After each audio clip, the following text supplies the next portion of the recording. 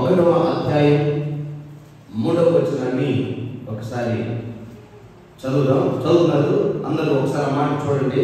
చదువు. సమయము సమీపించింది కనుక ఈ ప్రవచన వాక్యములను చదువువారు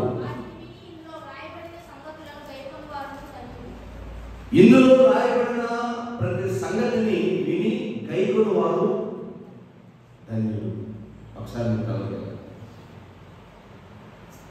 క్లియర్గా చెప్తున్నట్టు సమయము సమీపించింది కనుక దేవుని వాక్యాన్ని విని ఆ వాక్యాన్ని గైకొనిన వారు ధన్యులు. మరి మిగతా సంగతి ఏంటి? ఇదిగో పిల్లలు లేవకూడదు, తినకూడదు, పిల్లల్ని పట్టుకోండి, కట్టేసుకోండి, పెళ్లి పెట్టుకోండి. పొద్దున్నే ఒక పిల్లల విషయం మాట్లాడారు ఊళ్ళో. అదేమో నాలుగులో ఉంటుంది, పెళ్లి కట్టి పట్టుకుంటాడు. దానికి తెలుసు, యజమానికి తెలుసు అది ఒక చోట ఉండదని. పిల్లలు ఒక పిల్లలు వీళ్ళన్నీ ఒక డిపార్ట్మెంట్ కుదురు కోసం కూర్చోరు, తప్పేం కాదు, అది వాళ్ళ స్వభావం. యజమానులు దాన్ని గట్టిగా పట్టుకోవాలి.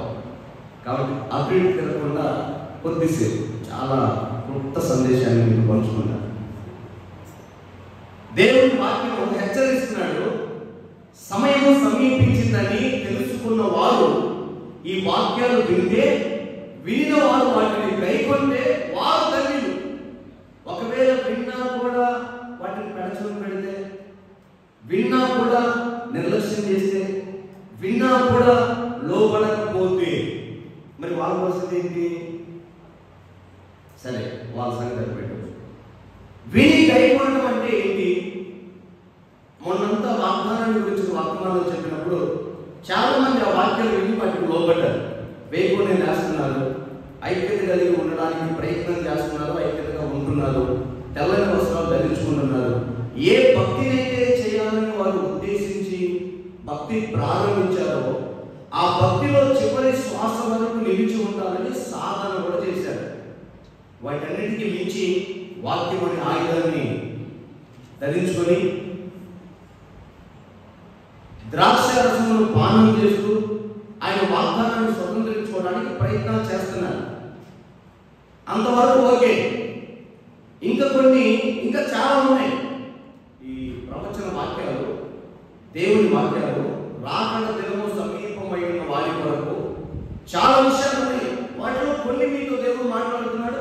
మాట్లాడిన ప్రతి మాటకు మీరు లోపడుతున్నారు. నిలుచున్నవాడు నిలుచున్నామని అనుకోనక, అర్థమైందా? ఏర్పాటు చేయబడిన వారు సైతం పడిపోయే రోజులు ఇవి, వెనక్కి వెళ్ళే రోజులు ఇవి, విశ్వాస జీవితాన్ని కుప్పకూల్చుకునే రోజులు ఇవి. ఎవరు తాను నిలుచున్నాడని అనుకోనక తన కలిగిన దాన్ని గట్టిగా పట్టుకొని క్రీస్తు యేసు కొరకు పరిగెత్తే ఈ అనుభవం సంఘానికి ఉండాలని హెచ్చరిస్తున్నాడు. ఈ వాక్యాన్ని విని గైకొనిన వారు ధన్యులు అని చెప్పాడు. నేనేమనుకున్నానంటే, అసలు ఏం వాక్యం వినాలి, ఏం వాక్యం గైకొనాలి? చాలా మాటలు ఉన్నాయి కదా, చాలా రెఫరెన్స్లు ఉన్నాయి కదా. ఒకటి ప్రాముఖ్యమైన మాట ఒకటి ప్రభు నాకు తెలియజేశారు. హెబ్రీయులకు రాసిన పత్రిక 10వ అధ్యాయం 24వ వచనం. గట్టిగా హల్లెలూయా చెప్పండి. ఇప్పుడు చెప్పండి. హెబ్రీయులకు రాసిన పత్రిక 10వ అధ్యాయం 24వ వచనం. కొందరు మానుకొనుచున్నట్లుగా సమాజముగా కూడుట మానుకోక ఒకరినొకడు హెచ్చరించుకొనుచు ఆ దినము, ఆ సమయము, ఆ పరిస్థితి సమీపించిన కొలది మరి ఎక్కువగా చేయొచ్చు, ప్రేమ చూపుటకు, సత్కార్యము చేయుటకు. ఆమేన్. చూసారా? ఏ వాక్యాన్ని విని మనం ఏం గైకొనాలంటే, దేవుని వాక్యం ఏం చెప్తుందంటే, మొదట చదువుకున్నామే, రాకడ సమీపించిందని. పౌలు గారు అదే మాట చెప్తున్నాడు. ఆ సమయము, ఆ దినము సమీపించు కొలది మరి ఎక్కువగా సమాజంలో కూడుట మానక. ఈరోజు ఎంతమంది మానుకున్నారు? సగానికి సగం మంది మానుకున్నారు. మానుకోవడానికి రీజన్ ఏమన్నా ఉందా? ఏమీ లేదు. ఒకవేళ మీరు వెళ్ళి అదే ఎందుకు రాలేదు బా దేవుని మందిరానికి ఎందుకు రాలేదు, అసలు ఎంత మంచి మాటలు మీరు మిస్ అయిపోయారు, దేవుని మాటలు మిస్ అయిపోయారు అని వాళ్ళు అడిగినప్పుడు వాళ్ళు చెప్పేది చాలా అమాయకంగా సిల్లీగా ఉంటుంది. అది వాళ్ళకు వేరెవరో ఉండొచ్చు, కానీ అది దేవుని సన్నిధికి చాలా అల్పమైనదే. స్ట్రక్చర్ మీద వచ్చి దేవుని వాక్యాన్ని వెళ్ళిపోవాలి, అది సమాజంలో కూడుకోవడం. ఆమేన్. వీరి చేతిలో వచ్చి దేవుని వాక్యం వెళ్ళిపోవాలి, అది భక్తి, అది విశ్వాసం. మన కాలు చేతులు బాగుంటేనే రావాలి, వీరు చేసిన తర్వాత దేవుడు. కానీ వాక్యం ఏముంటుందంటే ఇప్పుడు ఈ మాట దేవుడికి మాట్లాడుతున్నాడు, ఆ దినము సమీపించిన కొలది మరి ఎక్కువగా సమాజంలో కూడట మానక ఒకరినొకరు హెచ్చరించుకొని, ఒకరినొకరు బుద్ధి చెప్పుకొని, ఒకరినొకరు పురికొప్పుకొని ప్రేమగా ఉండి దేవుని సన్నిధిలో కూడి రండి. ఈ వాక్యం విని గైకొన్న వాళ్ళు ధన్యులు, విని వదిలేసిన వాళ్ళు అన్యులు, అవిశ్వాసులు, అవిధేయులు. అంతే. ఎందుకనయ్యా మనం అంతగా దేవుని వాక్యాన్ని గైకొని ఆ వాక్యానికి లోబడి ఆ వాక్యం ప్రకారం బతకాలి అంటే రే సందీప తోలు తెస్తాను కూర్చో.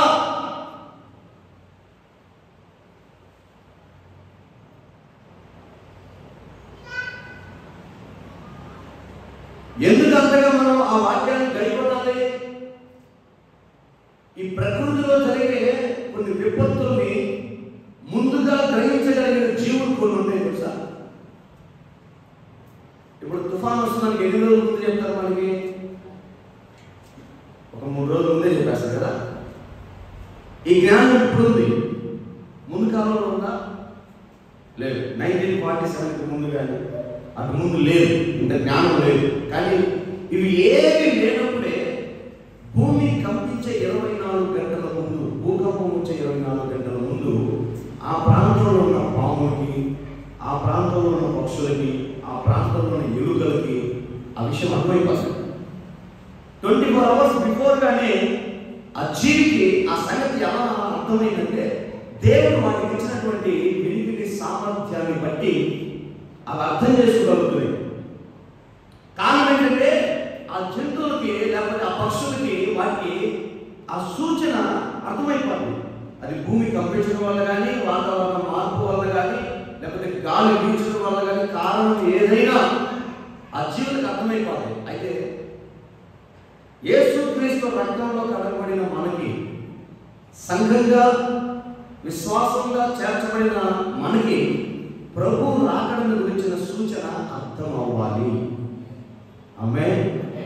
అర్థం అవ్వకపోతే మనం రాబోయే ఆ ఉపద్రవం నుంచి తప్పించబడలేదు. అర్థం అవ్వాలి. ఇప్పుడు ఆ మధ్య ఈ కరోనా వైరస్ వచ్చింది కదా, దానికి వ్యాక్సిన్ వేస్తున్నప్పుడు కొంతమంది నాకు ఫోన్ చేశారు, అన్నా వ్యాక్సిన్ వేయించుకున్నారా? ఇంకా లేదు తమ్ముడు, పొరపాటు వేయించుకుంటారేమో, వేయించుకున్నారని అన్నా. ఎందుకు అన్నో సాధనగాడు మనం తెలియకుండానే వెళ్ళిగా మనకి 666 ముద్ర వేస్తున్నాడు అన్నా అని. పర్వాలా, వాడికి ఆ వివేచన ముందుగానే వచ్చిందంటే గొప్ప సంగతే. అలా ప్రతిదాన్ని మనం వివేచించగలగాలి, అది వాస్తవమే. కానీ ఇప్పుడున్న వ్యాక్సిన్ కాదు, రేపు రాబోయే వ్యాక్సిన్ 646 ముద్ర రాబోతుంది. ఆ ముద్ర, ఈ వ్యాక్సిన్కి ఆ ముద్రకు సంబంధం ఉంది. అలా మనం గుర్తుపట్టగలగాలి.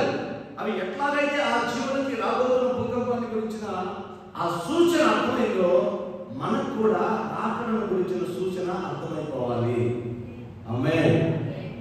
అప్పటికే యేసుక్రీస్తు శిష్యులు ఒకరోజు ఆయన వాళ్ళని కూర్చోబెట్టుకుని అనేక మంది ఉపమానాలు వారికి బోధిస్తూ ఉన్నప్పుడు ప్రభు చెప్తున్నాడు, ఇదో నేను వెళ్తాను, మీ కొరకు ఆదరణకర్త వస్తాడు, నేను వెళ్ళి మీకోసం అనేకమైన నివాస స్థలాలు సిద్ధపరుస్తాను.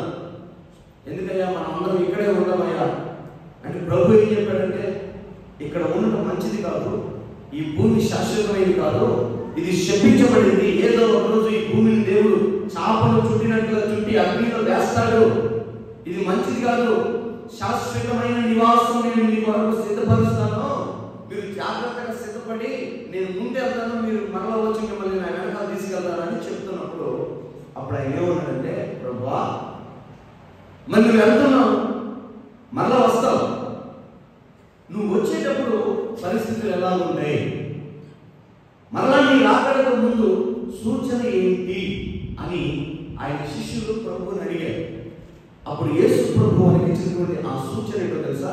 మత్తయి సువార్త 24వ అధ్యాయం 6వ వచనం నుంచి చదువుదాం. మరియు మీరు యుద్ధములను గూర్చియు యుద్ధ సమాచారములను గూర్చియు వినబోదురు.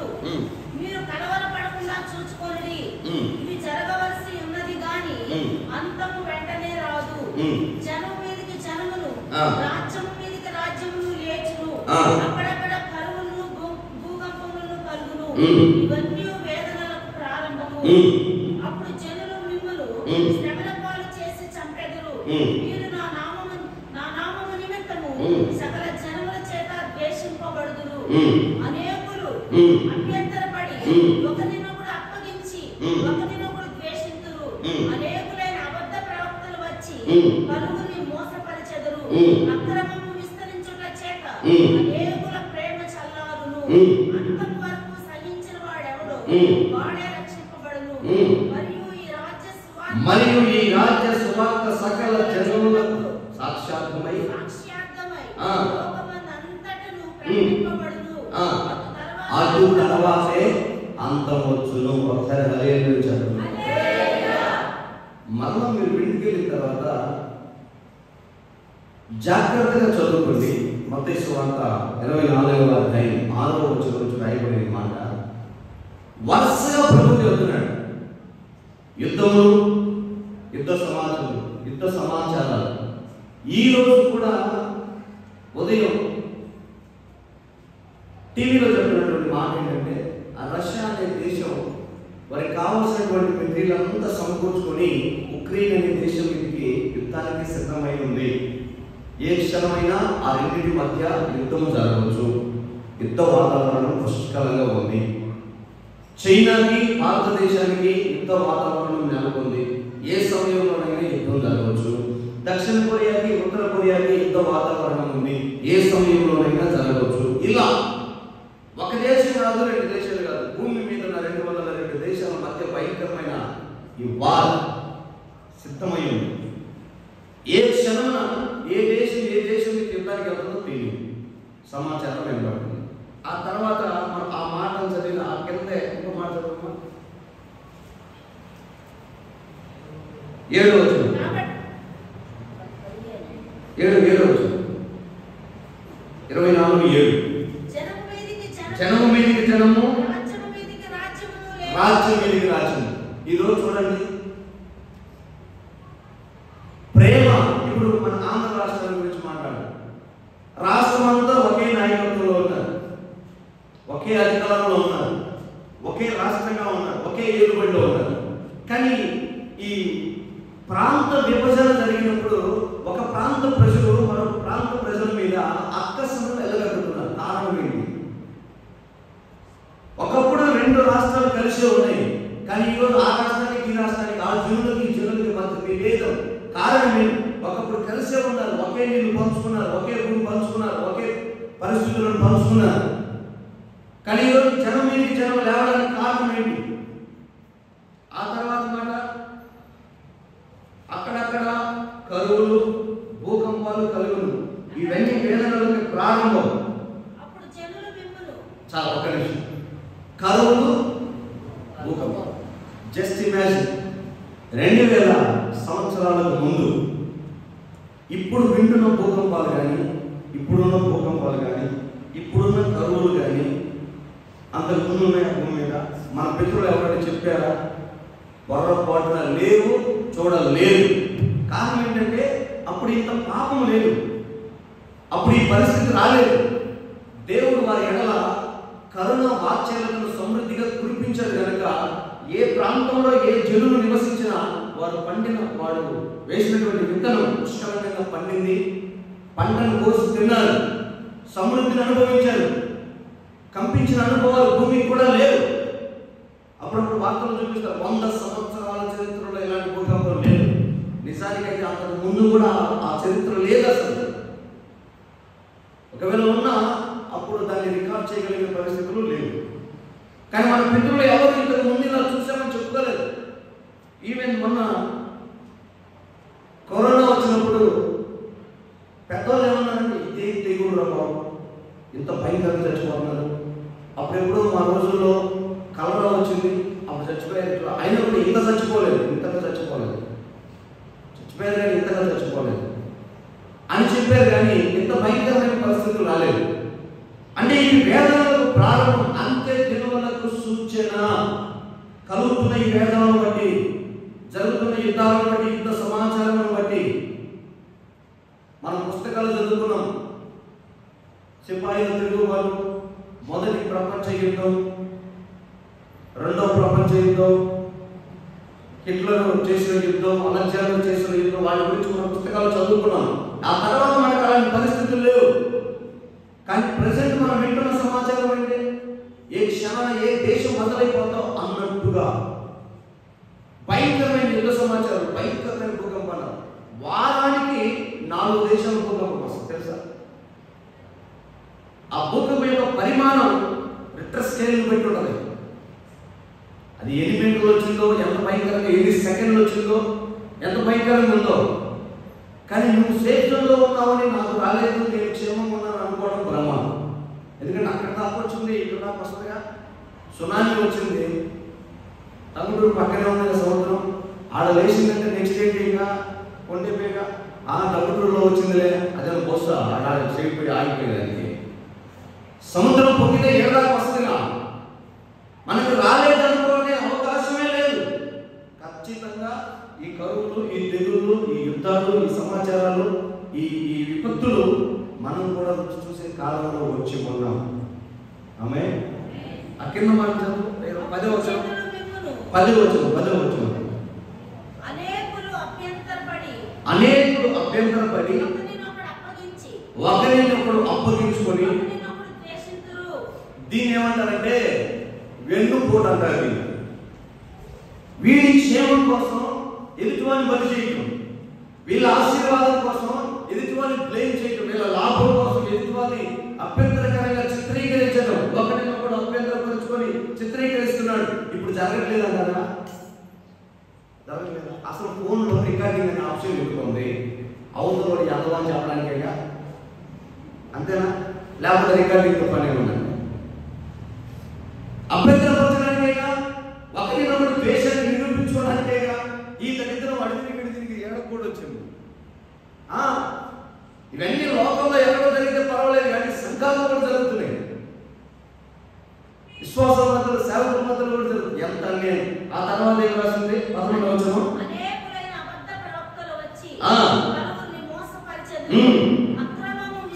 అక్రమము విస్తరించుట చేత ప్రేమ చల్లారిపోతుంది. అంతం వరకు సహించిన వాడే రక్షణ పొందుతాడు. దేవునికి స్తోత్రం కలుగును. నేను వీటన్నిటిని వివరించాలనుకున్నా, కానీ మీకు టూకీగా చెప్పాలని నేను ముందుకెళ్తున్నా. యుద్ధాలను గురించి, కరువులను గురించి, భూకంపాల గురించి, దిగుళ్ళను గురించి, ప్రేమ చల్లారిపోయేదాని గురించి, అభ్యంతరపరిచేదాని గురించి, ఒకరినొకరు ద్వేషించుకునే దాని గురించి, అబద్ధ ప్రవక్తలు లేచుట గురించి కూడా ప్రభు వివరంగా చెప్పాడు. మనం కన్ఫ్యూజ్ అవ్వనక్కర్లేదు. ఎవరి బోధ ఏంటో, ఎవరి వాక్యం ఎలా ఉందో, ఎవరి సిద్ధాంతం ఎలా ఉందో, ఎవరి ప్రేమ ఎలా ఉందో మన కన్నులు కనబడుతూనే ఉంది. వాటన్నిటిని మనం ఆధారం చేసుకుని దేవుడు చెప్పిన అంత్య దినములు వచ్చాయో లేదో అర్థమైపోవాలి. విచిత్రం అంటే, ఒకప్పుడు ఒక కుటుంబం ఉందంటే ఆ కుటుంబం మీద, ఆ కుటుంబానికి సంబంధించి ఆ ఇంటి పేరు కానీ, ఆ వంశావళి కానీ, లేదా అన్నదమ్ముల విషయం కానీ ఒక్కడి జోలికి వెళ్ళారంటే ఆ కుటుంబానికి ఎంత అవమానం, బాధ. కానీ ఈరోజు అలాంటి పరిస్థితి లేవు. ప్రేమ చల్లారిపోయింది. కడుపున ఒకే తల్లి గర్భంలో పుట్టిన ఇద్దరు అన్నదమ్ములే కలిసి బ్రతకలేనంత ద్వేషం రాలేదా? వచ్చేసింది. ఈ వైపు వెళ్తా ఉంటే నాకు 2 ఇల్లు కనపడింది. బాగా పాడైపోయింది. బాగా పాడైపోయింది కదా, ఈ ఇల్లులు అయితే తక్కువ రేటుకు వస్తాయి, ఇలాంటి కొనుక్కొని ఉండొచ్చు కదా. నేను అడిగితే ఆయన అన్నాడన్నా, వాళ్ళిద్దరు సొంత బ్రదర్స్ అన్న. పొలం పంచుకునే దగ్గర 4 సెంట్లు తేడా వచ్చిందంట. చిన్నోడి మీద ప్రేమతో తండ్రి 4 సెంట్లు ఎక్కువ ఇచ్చిందంట చిన్నోడికి. తండ్రి పెద్దోడు ఆకృష్టితో బట్టలు తీసుకొని తండ్రి నిలువుగా నరికి చంపేశాడు. ఎన్ని సెంట్లు? 4 ఎకరాలు కాదు, ఇద్దరు చెరువు 40 ఎకరాలు ఇచ్చారు. మళ్ళీ 40 ఎకరాలు చెరువు 40 ఎకరాలు ఇచ్చారు. కానీ 4 సెంట్లు తేడా పడిందని ఆ గొడవతో కక్ష సాధింపుతో బట్టలు తీసుకొని తండ్రిని నరికితే తమ్ముడిని అన్నం నరికేశాడు. ఈయన తీసుకొని జైల్లో పెట్టాడు. ఆ కుటుంబాలు పతనం అయిపోయి పిల్లలు చిన్నాభిన్నం అయిపోయి ఆ ఇంటి పరిస్థితి చూస్తే ఈరోజు పిచ్చి మొక్కలు మొలిసి గేటు తీసి దిక్కులే చెల్ల చెట్లు నడింట్లో మొలిసిపోయాయి. కాపురాలు కనుమరుగైపోయాయి. దీని అంతటి కారణం ఏంటో తెలుసా? ప్రేమ చల్లారిపోవడం. అందుకే ప్రేమ విషయంలో జాగ్రత్తగా ఉండాలి మనం. ప్రభు చెప్తున్నాడు, అంత్య దినములో ప్రేమ చల్లారిపోతుంది. ప్రేమలు ఉండవు, ఉన్నట్లుగా నటిస్తారు. హృదయపూర్వకమైన ప్రేమ కనబడదు. కాస్తో కూస్తో కొంచెం ఇలాంటి ఆధ్యాత్మిక లోతుల్లోకి వెళ్ళి దేవుని వాక్యాన్ని ధ్యానం చేసే ఆత్మీయుల మధ్యలోనే కనబడుతుంది ప్రేమ తప్ప. లోకంలో అయితే అసలు భూతంతో వేసి వెతికినా కూడా దొరకదు. ప్రేమ ఉంది అని చెప్పుకోవడం పచ్చి అబద్ధం. నిజమైన ప్రేమ కనపరిచే వాళ్ళు ఉంటే నిశ్చయంగా నా దేవుడు వారిని ఆశీర్వదించును గాక.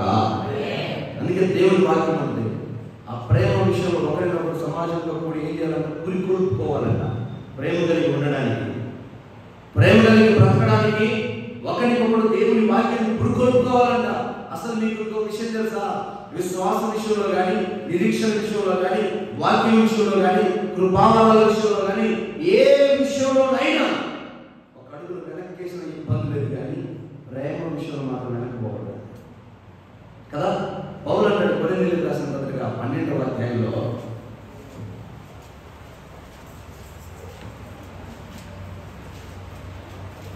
అక్కడ మాట్లాడుతుంది 13 కొరింథీయులకు రాసిన మొదటి పత్రిక 13వ అధ్యాయం 13వ వచనం.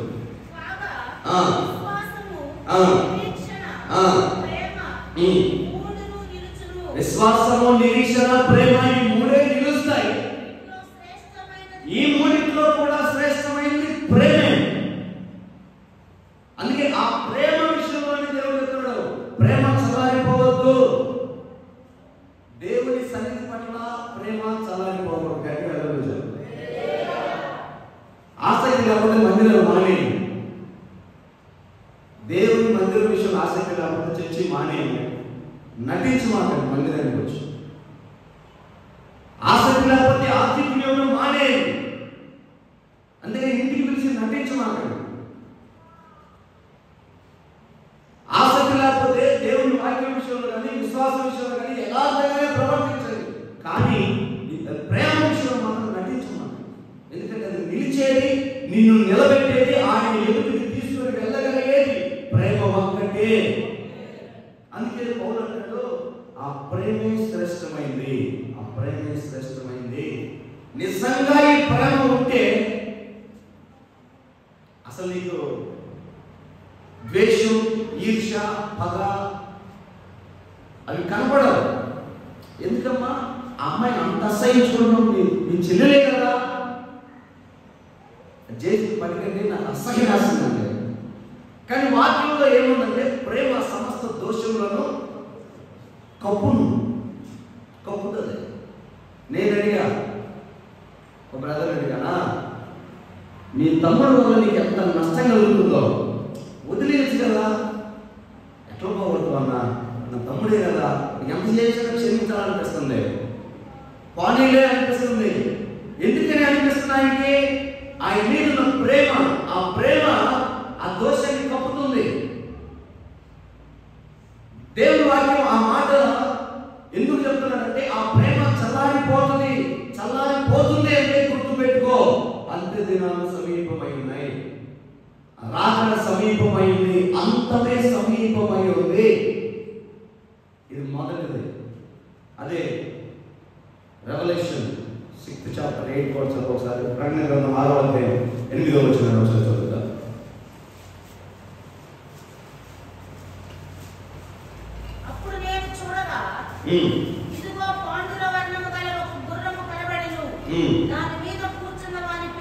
మృత్యువు పాతాళ లోకము వానిని వెంబడించెను. ఖడ్గము వలనను పరుగుల వలనను మరణము వలనను భూమిలో నుండి క్రూర మృగముల వలనను భూమి వాసులను చంపుటకు భూమి యొక్క 4వ భాగములైన అధికారం వానికి ఇయ్యబడెను. మరొకసారి మీరు ఇంటికి వెళ్ళి చదువుకోండి. వానికి భూమి మీద ఉన్నటువంటి 4వ భాగం మనుషులను చంపుటకు అధికారం ఇవ్వబడిందంట. ఈ ప్రపంచంలో అత్యంత వేగంగా మనుషులు చచ్చిపోతున్న ప్రక్రియ ఇప్పుడు మొదలైంది. అది తెగుల వల్ల కానీ, ఈ భయంకరమైన విపత్తుల వల్ల కానీ, భూకంపాల వల్ల కానీ, ఎక్సెట్రా ఎక్సెట్రా దేని వల్ల అయినా సరే. అంటే ఈ అంత్య దినములకు అది సూచన.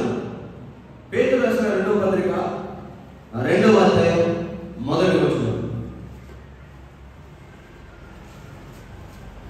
ప్రభువు దయాళుడని మీరు రుచి చూచి ఉన్న ఎడల సమస్తమైన దుష్టత్వమును, సమస్తమైన కపటమును, వేషధారణను, అసూయను, సమస్త దూషణ మాటలను మాని కొత్తగా జన్మించిన శిశువులను పోలిన వారై నిర్మలమైన వాక్యమును పాల వలన రక్షణ విషయంలో ఎదుగు నిమిత్తము ఆ పాలను అపేక్షించుడి. రెండవ మాట, సారీ, 2వ పేతురు 2వ అధ్యాయం 1వ వచనం. మరియు అబద్ధ ప్రవక్తలు ప్రజలలో ఉండిరి, అటువలే మీలోనూ అబద్ధ బోధకులు. వీరు తమను పొందిన ప్రభువును కూడా విసర్జించుచు తమకు తామే శీఘ్రముగా నాశనము కలుగజేసుకొనుచు నాశనకరమగు భిన్నాభిప్రాయములను రహస్యముగా బోధించుదురు. ఏమని బోధిస్తున్నారు? అనేకులు వారి పోకిరి చేష్టలను అనుసరించి నడుతులు, వీరిని బట్టి సత్య మార్గము దూషించబడును. వారు అధిక లోబై కల్పన వాక్యములు చెప్పచ్చు లాభము సంపాదించుకున్నారు. వారికి పూర్వము నుండి విధింపబడిన తీర్పు ఆలస్యము చేయదు, వారి నాశనము కునికి నిద్రపోదు. ఈ మాటలు ఒకసారి జ్ఞాపకం చేసుకో. వారి స్వార్థం కోసం, వారి లాభం కోసం గద్దించి బోధిస్తే, గట్టిగా ఆజ్ఞాపిస్తే ఎక్కడ మందిరానికి రాలేమో, ఎక్కడ జనాభా తగ్గిపోతారేమో అని.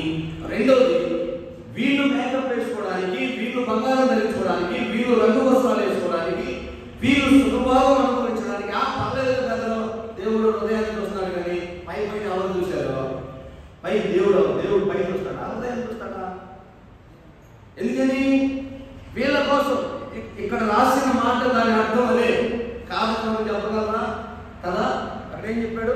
అనేకులు వారి పోకిరి చేష్టలను అనుసరించి నడుస్తారు.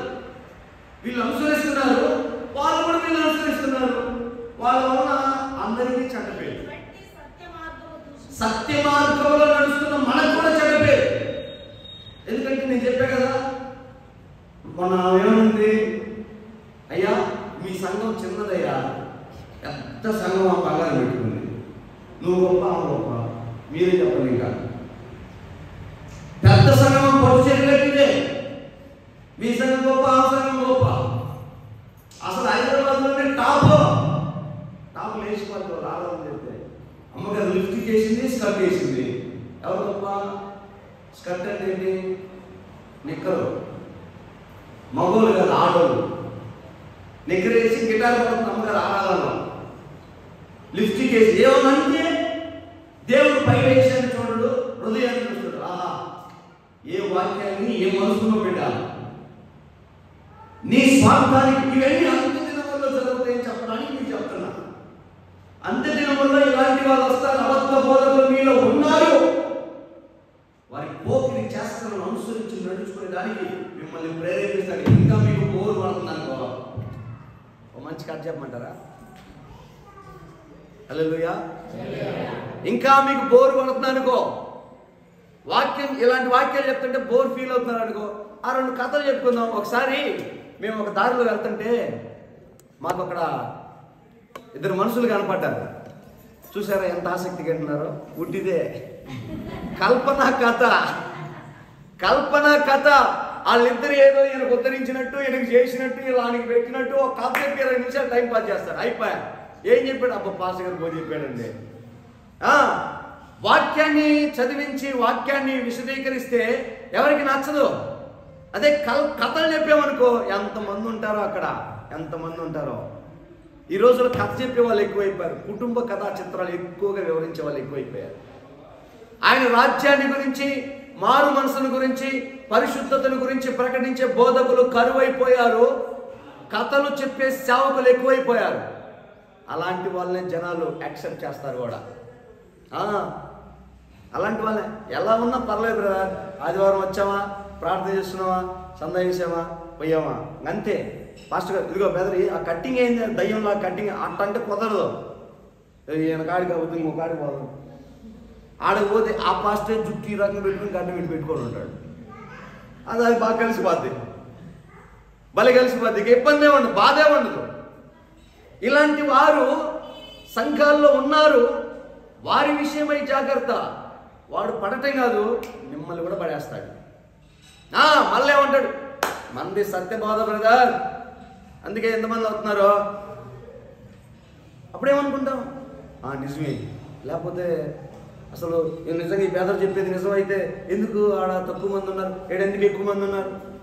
ప్రశ్న. సాతాను గారు చేసే పనే అది కదా. ఇది నిజమా? అసలు వాడు ఎట్లా కలుపుతున్నాడు మాట? ఇది నిజమా? ఏదిరా? అసలు ఎవడురా నువ్వు? సైతానా?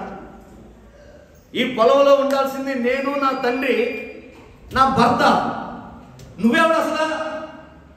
నువ్వు ఎందుకు వచ్చావు? నువ్వు ఎవడు? మేము ముగ్గురిమే కదా. నువ్వు 3వ 4వ పని నువ్వు ఎవడు అని అడగలేమా? ఇది నిజమా అనగానే అదేనో ఏది పడతారు తినొచ్చంటగా, ఎక్కడ పడతారు బతికేచ్చంటగా, టీవీ చూసుకుంటారు పాపం ఏదంటగా. అవునా? ఎవరు చెప్పారు? అది ఆ టెంపుల్లో చెప్పుకుంటారు. వాళ్ళు కూడా టీవీలో కానీ చూసుకునేది అది కదా. ఎంతకాలం తెలియదు ఆడబోతున్నాం. ఇంకా మనం కూడా పోయి ఆడబోతున్నాంపా. తెరగొట్టలో పాడైపోదా విశ్వాసం. అది ఎందుకు యాక్సెప్ట్ చేస్తామంటే ఆల్రెడీ మన హృదయంలో దేవుని ఆత్మ, నీ ఆత్మ, ఈ 2 ఆత్మలు ఫైట్ చేసుకుంటా ఉంటాయి. రైట్.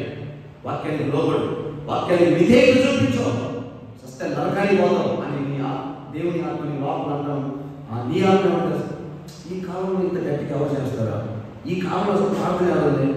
ఈ కాలంలో అసలు పరిశుద్ధత ఇక్కడ ఉంది, ఎవరున్నారు, ఎవరు చేస్తారు అని ఆల్రెడీ నువ్వు వాదించుకుంటా ఉంటాడు. ఈరోజు సందర్భంగా కలిసి నీకు వేస్తాడు. వెళ్ళిపోతాం.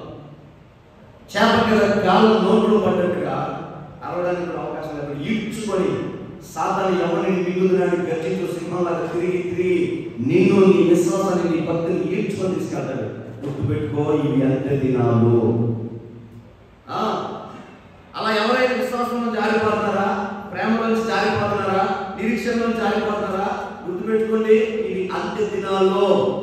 ఇక ఏ రీజన్ అని చెప్పండి, మా జీవితాలు దేవుడికి తెలియదా, మా అవసరాలు దేవుడికి తెలియదా, మేము మందిరానికి రాకపోతే, ఇప్పుడు పని చేసుకోకపోతే మేము బతకలేదు, ఇవన్నీ అసలు నాన్సెన్స్ డైలాగ్. అంటే లాజరు అడుక్కొని తిన్నాడు, కానీ దేవుడి చిత్తంలో ఉన్నాడు. ధనవంతుడు సమృద్ధిలో ఉన్నాడు, కానీ దేవుడి చిత్తంలో లేడు. ఆ 2 వ్యత్యాసాలు ఎప్పటికీ మర్చిపోవాలి. చివరికి మన తిమోతికి రాసిన 2వ పత్రిక 4వ అధ్యాయం 4వ వచనం చదువుతారు.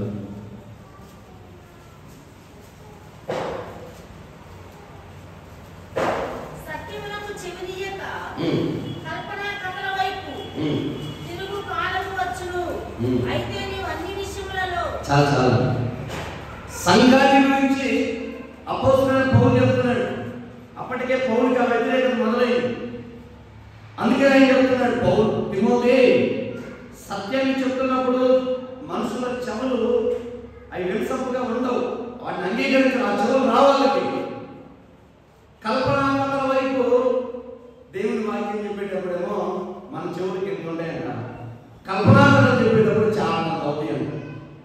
వినకపోతే పక్కన పెదాలనుకుంటున్నాడే వాక్యం వినేవా, ఇంతకేందంటే మంచి స్టోరీ మిస్ అయిపోతాయి. వాక్యం కాదు, కల్పన కథ. ఎక్కడ ఆ మగరన్నాన్ని మిస్ అయిపోతారేమో అని ఆ వాక్యం వైపు మొగ్గు చూపుతారు. అందుకే మొదటిది యుద్ధాల గురించి, యుద్ధ సమాచారాల గురించి, కరువులు, తెగుల గురించి, ఈ లోక సంబంధమైన వ్యర్థమైన బోధల గురించి, వీటన్నిటి గురించి నీ చెవుకు వస్తుంది, కనపడుతుంది, వినపడుతుంది, జరుగుతుంది.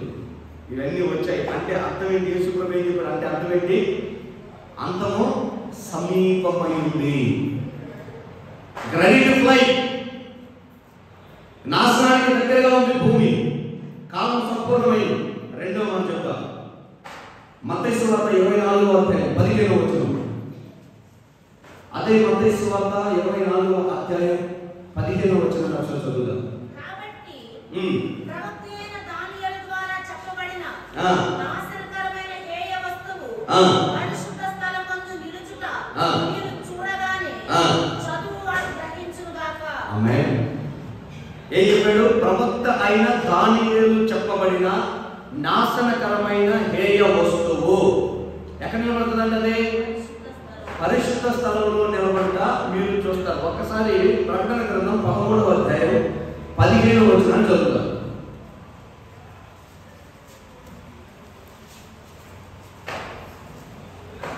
మరియు ఆ మృగము యొక్క ప్రతిమ మాట్లాడునట్లును ఆ మృగము యొక్క ప్రతిమకు నమస్కారము చేయని వారిని అన్నము చేయనట్లును ఆ మృగము యొక్క ప్రతిమకు ప్రాణం ఇచ్చుటకై దానికి అధికారం ఇవ్వబడెను.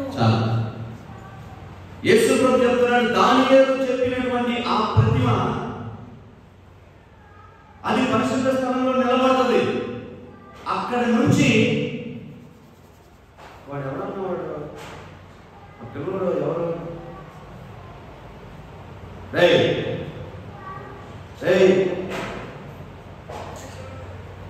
మా ఎవరమ్మా? వాడు సంబంధించిన అడ్రస్ ఎవరిది?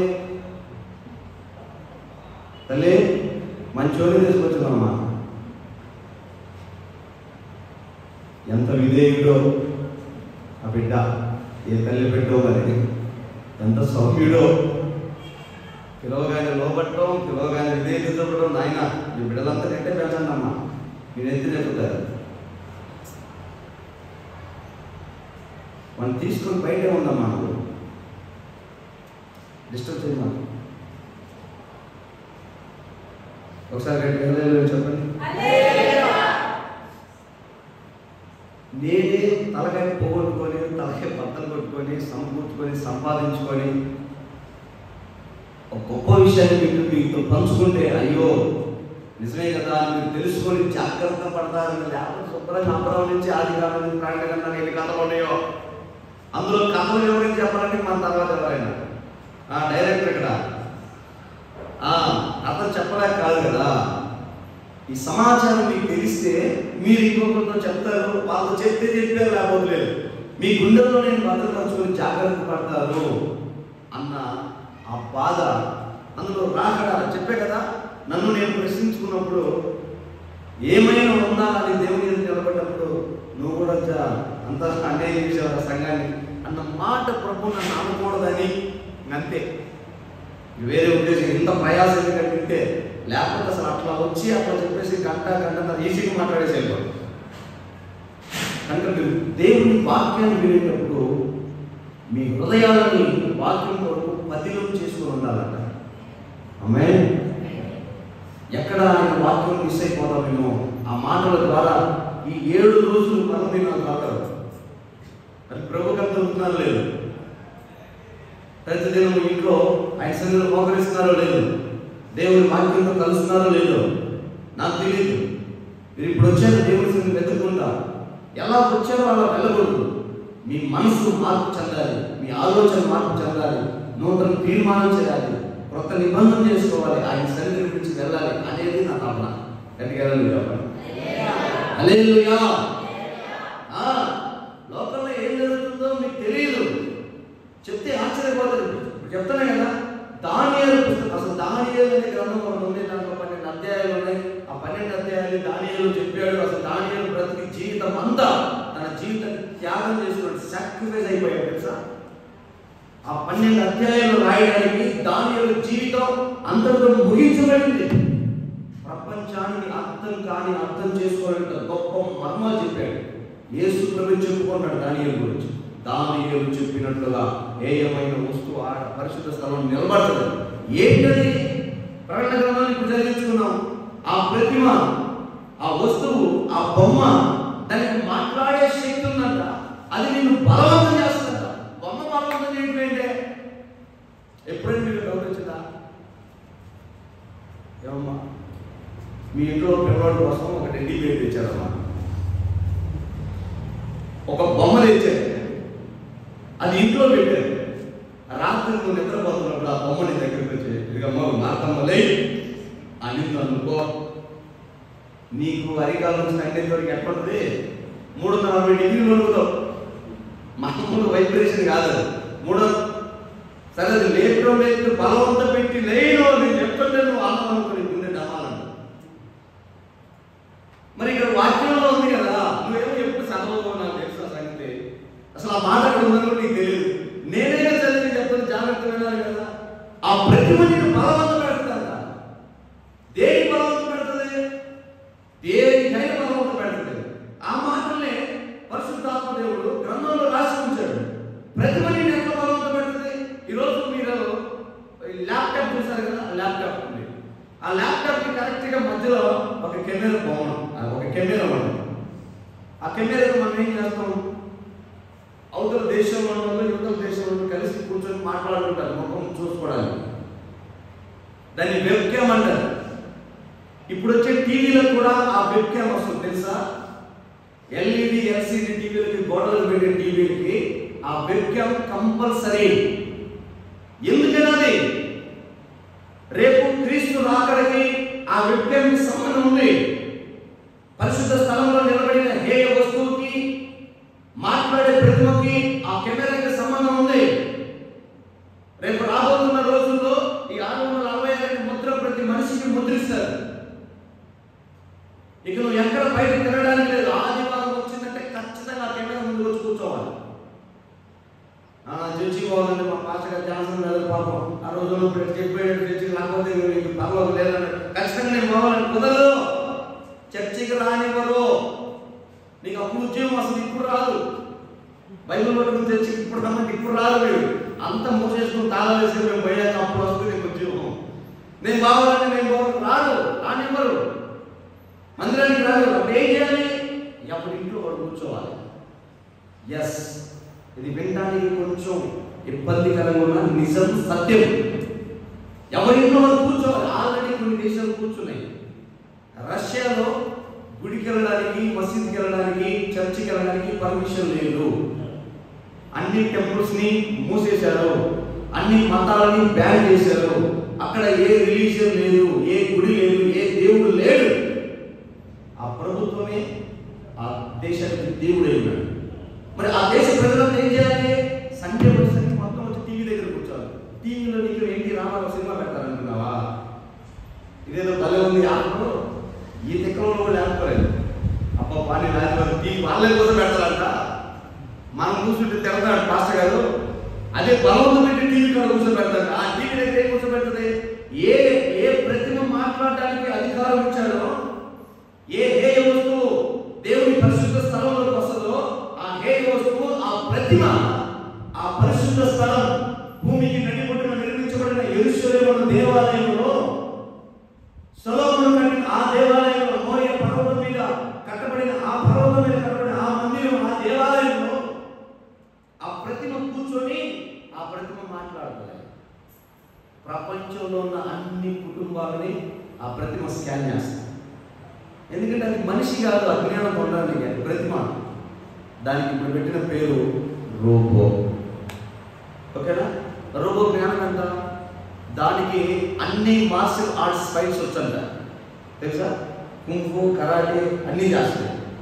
డిస్కో డ్యాన్స్ చేస్తుంది, భరతనాట్యం చేస్తుంది, కూచిపూడి వేస్తుంది, అన్ని నాట్యాలు. ఎక్కడ నేర్చుంది రాదంటే దానికి ఏముంది? అమెరికా చేసే ట్రీట్మెంట్ కదా. అది ఇన్స్టాల్ చేసేవాడిని అది మాట్లాడేస్తుంది. ప్రపంచంలో ఉన్న అన్ని భాషలు మాట్లాడుతుంది. లిపి లేని భాషలు కూడా మాట్లాడదు తెలుసా? అంటే ఇప్పుడు మనం మీకు అర్థం అవ్వాలి చెప్తారు. ఇప్పుడు ఎరుకలో ఉన్నదండి, ఆ భాష మాట్లాడుతున్నారు. ఎరుకలో భాష, దానికి రాయడానికి ఉన్న అక్షరాలు ఉన్నాయా? దాన్ని లిపి లేని భాష, అది కూడా ఆ రూపం మాట్లాడుతుంది. కోయ భాష, చెంచు భాష, అన్ని భాష మాట్లాడుతుంది. దానికి జ్ఞానం లేదని లేని ప్రపంచ జ్ఞానం అంతా ఆ ప్రతిమకి అమరుస్తాడు. ప్రపంచంలో ఉన్న అన్ని టీవీని అది స్కాన్ చేస్తాడు. ఆ రోజు ఎవడన్నా మిస్ అయ్యాడు అనుకో, ఎలా వస్తుంది అక్కడ ఒక రాలేదు. ఇప్పుడు కదా వాళ్ళేంటి 50 ఏళ్ళ తమ్ముడు ఉన్నట్టు అప్పుడు కూడా పోలీసు వాడు ఉంటాడు. పలానా ఇంట్లో పలానా నోడు లేడు, కాళ్ళు చేతులు విరగొడతాడు ఒక సండే రాకపోతే. ప్రభు అదేదో ఇప్పుడు విరగొడితే బాగున్నాయి అందరూ వచ్చేది. అప్పుడు విరగొడితే ఉపయోగం ఉంది.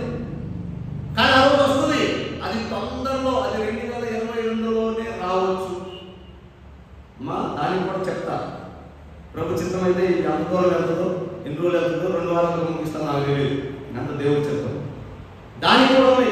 ఈ 2022లోనే అలా జరగడానికి ఎక్కువ ఆస్కారం ఉంది. ఆ ప్రతిమ వచ్చి కూర్చొని అది బలవంత పెడుతుంది. నాకు ఆరాధన చేయండి, నన్ను ఆరాధించండి, నన్ను గొప్ప చేయండి, నాకే నమస్కారం చేయండి. సింపుల్. దానియేలు పుస్తకం ఆ రోజు ఎప్పుడైతే ఒక ప్రతిమ నిలబెట్టి దానికి నమస్కారం చేయమని చెప్పలేదా? బలవంత పెట్టలేదా?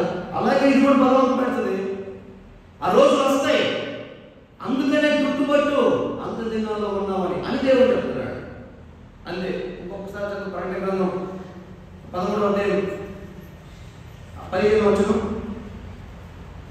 మరియు మృగం యొక్క ప్రతిమ మాట్లాడునట్లును ఆ మృగం యొక్క ప్రతిమకు నమస్కారం చేయని వారిని హతము చేయనట్లును ఆ మృగం యొక్క ప్రతిమకు ప్రాణం ఇచ్చుటకై దానికి అధికారం ఇవ్వబడెను. అది ప్రపంచ దేశాలన్నీ దానికి అధికారం ఇచ్చేస్తాయి. అదే మాట్లాడుతుంది, అదే బలవంత పెడుతుంది, అదే చేస్తుంది. యూరోప్ కంట్రీలో, రష్యాలో, ఈ 2 దేశాల్లో ఆల్రెడీ ఇలాంటి సిద్ధాంతాలు, ఇలాంటి పరిస్థితులు ప్రారంభమయ్యాయి. అవి ప్రపంచమంతా ఎస్టాబ్లిష్ అవుతుంది తొందరలో. ఇప్పుడు మనం చేయాల్సింది ఏంటంటే, మత్తయి సువార్త చదువుకున్న వాక్యం ప్రకారం ఆయన తలుపు యొద్ద నిలుచున్నాడని, ద్వారం యొద్ద ఉన్నాడని, అంతము సమీపించిందని గుర్తుపట్టి ఏం చేయాలి? మరి ఎక్కువగా ప్రార్థన చేయాలి, మరి ఎక్కువగా పాటలు పాడాలి, మరి ఎక్కువగా వాక్యం చదవాలి, మరి ఎక్కువగా దేవుడితో ఉండాలి, సమాజంలో కూడుకోవాలి, అనేక బలపరచాలి దేవుడి రాజ్యం కొరకు. మనం చేయాల్సింది అది. ఇంకో మాట చెప్తాం. 3వ ప్రకటన గ్రంథం 13వ అధ్యాయం 1వ వచనం చదువుతాం.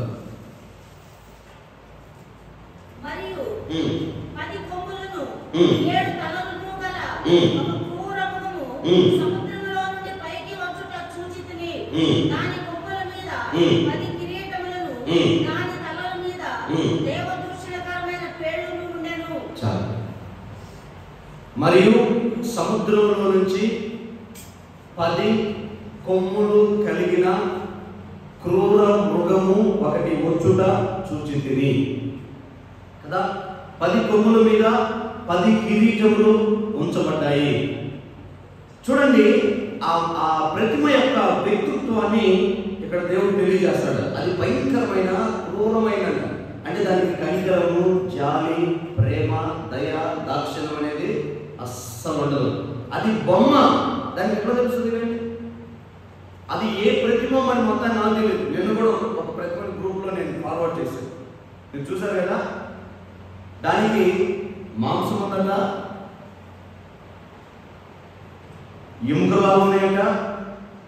ఒక స్త్రీని మనం పట్టుకున్నప్పుడు ఎలాంటి ఫీల్ ఉంటుందో అదే ఫీల్, కానీ ఆత్మలేదు లోపల. ఓకే, ఆ ప్రతిమ ఇంకెంత ఘోరంగా ఉండబోతుంది. మొన్న మధ్య సోఫియా అని ఒక రోబో వచ్చింది. సోఫియా ఆ రోబోని ఇంటర్వ్యూ చేస్తున్నప్పుడు అడిగారు, మానవ జాతిని నువ్వేం చేద్దాం అనుకుంటున్నావు? సింపుల్గా చెప్పేసింది, మానవ జాతిని నేను అంతం చేస్తాను. టీవీ 9లో వచ్చిన ఇంటర్వ్యూ నా గురించి వాళ్ళు తెలుగులో కింద రాస్తా వస్తున్నాడు. ఏమి అమ్మో, ఎంత ఈజీ! షాక్ అయిపోయాడు అసలు. ఎందుకంటే నీడు కూడా మనిషిగా అడిగాడు, ఏం మాట్లాడుతున్నావు, మనిషిని అర్థం చేస్తామంటే సరదాగా నవ్వి జస్ట్ జోక్ చేశాడు. రోబోలు జోకులా అని ఎంత ప్రమాదకరమైన పరిస్థితుల్లో ఉందో చూడండి ప్రపంచం. ఇంత జరుగుతుంటే మీకు తెలియాలో వద్దా? అనేది లోపల ఎంత జరుగుతుంది మీకు తెలియాలో వద్దా? 10 మంది అయినా మనం తెలుసుకుని సిద్ధపాటు కలిగి ఉండాలా లేదా? ఇంకా ఇప్పుడు కూడా తనకు కలిగిన లోపత్వాన్ని బట్టి మసిపూసి మారేడుగా చేసి మభ్యపెట్టి ఇదే ఉపదేశం, ఇదే వాక్యం, ఇదే భక్తి, ఎట్లా చేయమన్నాడు దేవుడని అజ్ఞానంతో మనం ముందుకెళ్ళడం అవసరమా? అలాంటి విశ్వాసం దేవుడికి తెలియజేయాలని ఆశపడతాడు. 10 రాజ్యములు, 10 కొమ్ములు, 10 అధికారాలు, 10 రాజ్యములు అని చెప్పాను మీకు. సముద్రము అంటే లోకం, సముద్రము లోకంతో పోల్చబడింది. ఈ లోకంలో నుంచి 10 కొమ్ములు కలిగిన క్రూర మృగం ఒకటి వస్తుంది. 10 రాజ్యములతో కూడినటువంటి ఒక అధికారం ఒకటి వస్తుంది. ఆ కొమ్ములకు ఏమున్నాయి? 10 కిరీటాలు. కిరీటం ఎవరికి ఇస్తారు? రాజులకు ఇస్తారు, అధికారులకు ఇస్తారు, గనులకు ఇస్తారు. ఈ లోకంలో నుంచి 10 రాజ్యాలు బయటకు వస్తాయి. అది కూడా రెడీ అయింది. ఇప్పుడు ఆల్రెడీ యునైటెడ్ కింగ్డమ్, యూరోప్ అనే దేశం 10 రాజ్యాలని సంయుక్తపరుచుకొని ఒకే దేశంగా మారిపోయింది. ఆ 10 దేశాల్లో వాళ్ళకున్న కరెన్సీ మొత్తం బ్యాన్ చేసి అన్ని యూరోనే వాళ్ళు సెల్ చేసుకుంటున్నారు. అర్థమైందా? మనకు రూపాయలు, అమెరికా వాడికి డాలర్స్ ఎట్లాగో యూరోప్ వాడికి యూరోస్.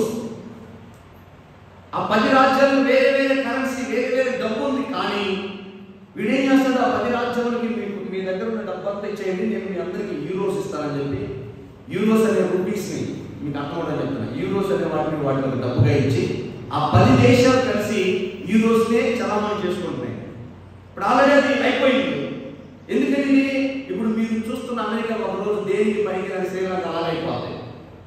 ఎస్, ఇప్పుడు ప్రపంచంలో అగ్రదేశం అమెరికా ఒకరోజు ఎందుకు పనికిరాని దేశం అవుతుంది? దాని డాలర్ మన రూపాయి తీసుకెళ్తే $10 వచ్చే రోజులు వస్తాయి. అతి స్వల్ప సమయం ఇది సత్యం. ఆమె మొన్న లాక్డౌన్లోనే అయిపోయింది అనుకున్నారు. మేబీ ఇప్పుడున్న ఈ కరెంట్ అఫైర్స్ మీద ఉన్నటువంటి విశ్లేషకుల అంచనా మొన్న జరిగిన లాక్డౌన్కే అమెరికా కుదేలైపోయింది. జస్ట్ వాళ్ళు పైన నటన చేస్తున్నారా, మాకు ఇంకా బాగానే ఉంది, మేము బలంగానే మాకు ఇబ్బంది లేదని అంటున్నారని విశ్లేషకుల అంచనా. ఏ రోజున డాలర్ పర్సెంట్ దిగజారిపోయిందో పడిపోయిందో తెలియదు. ఆ రోజు యూరోస్ బలంగా లేస్తాయి. ఇదేమో చాలా మంది అర్థమై సాగుతుంది ఉపదేశం అంటారు. మొక్కలు 6 మొక్కలు చూస్తున్నారు. రోజు పాస్టర్ గారు బాగా ఏమైంది? పాస్టర్ గారికి యూరోస్ అంటుండ్రు, డాలర్స్ అంటుండ్రు, రూపీస్ అంటుండ్రు, కింగ్డమ్ అంటుండ్రు, లేదు కొన్ని గొడవలంతా తీసుకొచ్చి పెడుతున్నారు. ఆ రోజు వాళ్ళు యూరోప్ అధికమైన ఉన్నతమైన స్థానంలో వేస్తారు. ఎందుకని? అది అక్కడే ఎందుకంటే ఆది అపోస్తుల ఉపదేశానికి పునాది పడింది యూరోప్లో. అపోస్తులత్వాన్ని నాశనం చేసింది యూరోప్లో. మరలా అంతి క్రీస్తు విరోధి కూడా రావాల్సిందే యూరోప్లో నుంచి. ఎక్కడ మొదలైందో అక్కడే ముగిస్తారు ప్రభు. అందుకని యూరోప్ను ఉన్నతమైన దేశంగా, ఉన్నతమైన రాజ్యంగా చేస్తారు. ఇప్పటికే మీకు మనం చెప్పా, ఈ సౌదీ అరేబియా కనిపిస్తున్నాయి కదా, Iran, Iraq, Afghanistan, Pakistan, Dubai, Kuwait, ఈ 10 దేశాలు కలిపి ఒకే దేశంగా వాళ్ళ టార్గెట్ కూడా ఇదే. ఎట్లాగో మనం చిన్న చిన్న దేశాలు కాబట్టి ఏమీ చేయలేకపోతున్నాం, మనందరం కలిసి ఒక దేశంగా మారామంటే మనదే అగ్రరాజ్యం అయిపోతుంది. మనం కొట్టినోడే లేడు. ప్రపంచం మొత్తం మన దగ్గర నుంచే డీజిల్, పెట్రోల్ వెళ్ళాలి. మనమంతా కలిసామనుకో లీటర్ పెట్రోల్ ₹1,00,000 కొనాల్సిందే. తెలుసా మీకు? బ్యాటరీ వెహికల్స్ ఎందుకు వస్తాయి అనుకున్నారు? అతి త్వరలో పెట్రోల్ నాకు గుర్తుంది ₹38 నాకు గుర్తుంది. మరి మీ రోజుల్లో ₹16 కూడా మీకు గుర్తుండే ఉంటుంది. అది ఈరోజు ₹110 వెళ్ళిపోయిందంటే రేపు ఇంకెంత వెళ్తుందో ప్రపంచానికి సంగతి తెలుసు. అందుకే బ్యాటరీ తయారు చేస్తున్నారు, అని ఫెయిల్ అయిపోతున్నాయి. కానీ ఖచ్చితంగా లేస్తాడు. 10 దేశాలు కలిపి ఒకే రాజ్యం కూటమి చేస్తాడు. పెట్రోల్ ₹1,00,000 కొంటే కొని, లేకపోతే లేదన్నాడు. అది లేకపోతే ప్రపంచం ముందుకు నడవదు. ఈరోజు నీకు కరెంట్ కావాలన్నా, బండి ముందుకెళ్ళాలన్నా, ఏం చేయాలన్నా పెట్రోల్, డీజిల్తో ప్రాముఖ్యమైన పనులు జరుగుతున్నాయి. వాటన్నింటినీ వాడు హోల్డ్ చేస్తాడు, ఆపేస్తాడు. వాడు రేంజ్ పెరిగిపోయింది. ఇట్లా ప్రపంచం అంతా ఒకదానికోటి దేశాలన్నీ కలిసి 10 రాజ్యాలు అయిపోతాయి. ఇప్పుడు చెప్పండి, బైబిల్ ప్రవచనం అక్కడ నెరవేరుతుందా? సముద్రంలోంచి క్రూర మృగం ఒకటి వస్తుంది. ఆ 10 రాజ్యం ఉంటుంది. మీరు ఇంకా మాటలు చదివితే ఆ 10 కొమ్ముల మధ్యలో ఒక చిన్న కొమ్ము పుట్టిందంట. చదువు ఒకసారి, కంటిన్యూ చేయి. నేను చూసిన మృగము చిరుత పులిని పోలి ఉండెను. దాని పాదములు ఎలుగుబంటి పాదముల వంటివి, దాని నోరు సింహపు నోరు వంటిది. దానికి ఆ ఘట సర్పములు తన బలమును, తన సింహాసనమును, గొప్ప అధికారమును ఇచ్చెను. దాని తలలలో తగిలినట్లుండెను. అయితే ఆ చావు దెబ్బ మారిపోయిన గనుక చిన్న కొమ్మ అనే మాట చూడండి.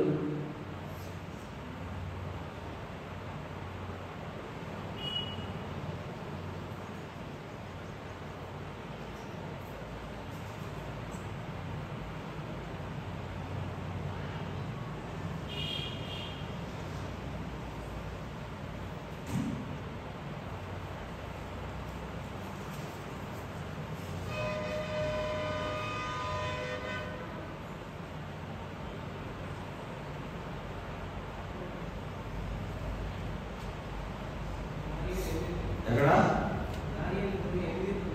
దానియేలు 20 దానియేలు 27 అధ్యాయాలు ఉన్నాయా? 8-9 రైట్. దానియేలు పుస్తకం 8-9 వచ్చి ఈ కొమ్ములలో ఒక దానిలో నుండి ఒక చిన్న కొమ్ము మొలిచెను. ఒక చిన్న కొమ్ము మొలిచింది. అది దక్షిణముగాను. చాలు. ఇప్పుడు అదే ప్రకటన గ్రంథం 12వ అధ్యాయం 3వ వచనం చదువుదాం. అందరి పరలోకమందు ఇంకొక సూచన కనబడింది.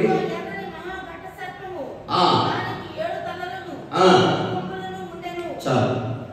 ఇప్పుడు మీకు అర్థమైందా? ఘట సర్పానికే 10 కొమ్మలు వచ్చాయి.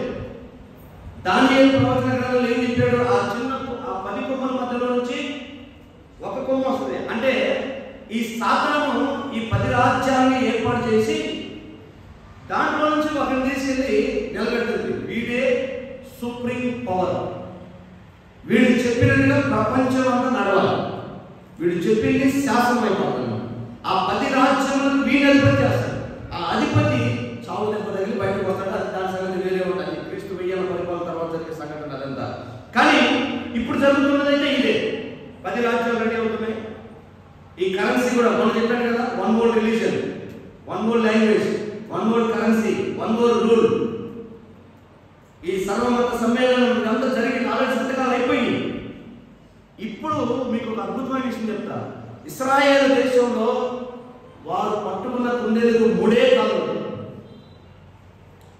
ఆకాశమందైనా భూమి ఎందైనా భూమి క్రింద నేల ఎందైనా వేరొక రూపమునైనను ప్రతిమనైనను మీరు చేసుకోకూడదు. నేనే తప్ప వేరొక దేవుడు లేడు అంటే కదా. వాళ్ళు పట్టుకొని యేసు క్రీస్తును కూడా ఆయన ప్రవక్త అని చెప్పి ఆయన దేవుడిని అంగీకరించలేదు కదా. అంత బలంగా ఉంటారు. ఈ రోజు వరకు వాళ్ళు విశ్రాంతి దినాన్ని పాటిస్తారు. ఈ రోజు కూడా విశ్రాంతి దినంలో అగ్గి పుల్లలు వెలిగించేవాళ్ళు. ఇంత నిష్ట కలిగిన భక్తి చేసి ఆ దేశంలో 2021లో అన్య దేవుని ఆరాధన జరిగింది తెలుసా. పెద్ద పెద్ద టెంట్లు వేసి గుడారాలు వేసి అన్య దేవుళ్ళ ఆరాధనలు. వాళ్ళలో ఇండియన్స్ గాడ్స్ కూడా ఉన్నారు. ఎందుకు మీరు యూదులై ఇంత పని చేశారంటే వాళ్ళు చెప్పిన మాట ఏంటంటే, రబ్బీ బోధకుని మేము చూసాము. ఆయన అతి త్వరలో ఇశ్రాయేల్లో ఆ యెరూషలేము మందిరాన్ని కట్టి మేము ఆయన ప్రెజెంట్ చేస్తాము. అందుకే అన్ని మతాలు ఒకటే అని ఆయన మాకు చెప్పారు అని వాళ్ళు విగ్రహ రూపాలను చేసుకొని ఆ ప్రొజెక్టర్స్ తయారు చేసుకొని ఫ్లెక్సీలు తయారు చేసుకొని ఆ విగ్రహాల బొమ్మలు పెట్టుకొని వాటికి దండం పెట్టినారు. అంటే ప్రపంచం తల్లకిందులైనా కూడా ఒక యూదుడు కూడా ప్రతిమకు దండం పెట్టడు, విగ్రహానికి దండం పెట్టడు. అలాంటి ఇశ్రాయేలీయుడే పడిపోయే పరిస్థితికి వచ్చేదంటే ఎంత సమీపమై ఉన్నామో ఒకసారి మీరు ఆలోచన. దేవుడి రాజ్యానికి ఎంత దగ్గర ఉన్నామో వాడే రూల్ చేస్తాడు ఇక ప్రపంచం అంతా. మీరు గుర్తించవలసినటువంటి సూచన, అది ఒక సూచన. ఇంకా చెప్పగా ఇంకొక సూచన చెప్పి నేను ముగించేస్తాను. మత్తయి సువార్త 24:32.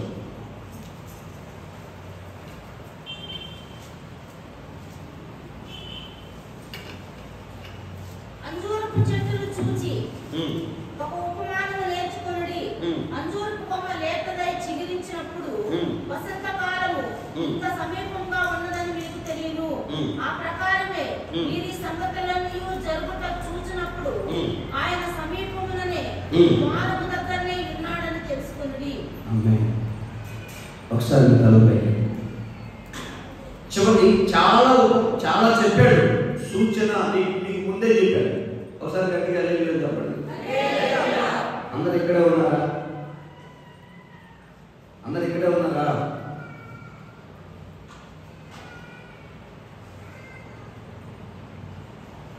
మీకు ముందే చెప్పాను. సూచన అంటే భూకంపం వస్తుందని పాములకి, ఎలుకలకి, పక్షులకి ఎట్లా తెలిసిందో అలాగే మనకు కూడా దేవుడు కొన్ని సూచనలు చెప్పాడు, చాలా చెప్పాడు. వాటిలో కొన్ని మీతో పంచుకున్నాయి ఈరోజు.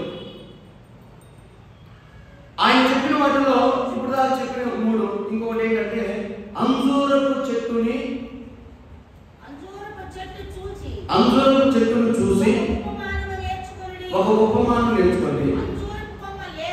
అంజూరపు కొమ్మ లేతదై చిగురించినప్పుడు